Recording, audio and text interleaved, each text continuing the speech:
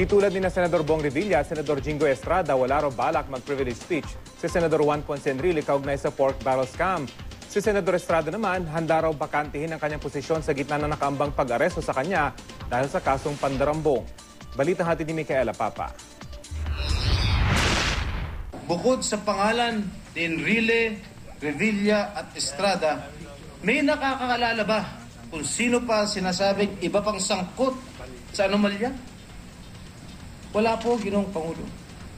Hindi na sila nabigyan ng pansin sapagkat ang pangalan ni Enrile, Revilla at Estrada na lamang ang kanilang bukang bibig at parating. Hindi raw uubrang depensa sa Sandigan Bayan ang inireklamo ni Senador Jingo Estrada na selective justice kaugnay na pagkakadiin niya sa pork barrel scam. Yan ang reaksyon ng Malacanang sa privilege speech ng senador sa Senado kahapon.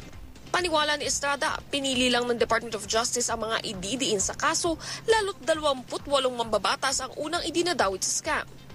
Kasabay nito, muli ring iginiit ng senador na malinis ang kanyang konsensya at handa raw siyang patunayan nito sa korte. At sa napipintong pag-aresto sa kanya, tiniyak ng senador na siya pa mismo ang susuko. Pansamantala kong babakantihin ang aking upuan nang nakataas ang aking noo. Wala akong salaping pinakilaman sa kaban ng ating mahal na bayan. Minalisyahan naman ni Estrada ang hiling ng Ombudsman sa Korte Suprema na bumuo ng 2 special divisions sa Sandigan Bayan na eksklusibong tututok sa PDAF case. What the Ombudsman really wants is not for a speedy trial, but for a speedy convicting court. Ang kapatid naman ni Estrada na si Senador J.V. Ejercito nalulungkot daw sa sinapit ng kapatid. At ang mensahe raw niya para sa kanyang kapatid ay magpakatatag lang. Matagal-tagal na rin may alita ng dalawa.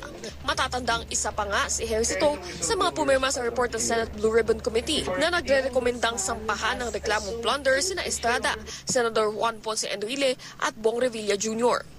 Open book naman na hindi kami nagkakasundo madalas pero siyempre ako'y nalulungkot pa rin no, sa kanyang predicament ngayon.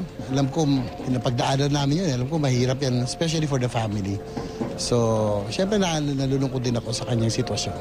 Si Senador Enrile naman, wala raw balak pang mag-privilege speech tulad din na Estrada at Revilla.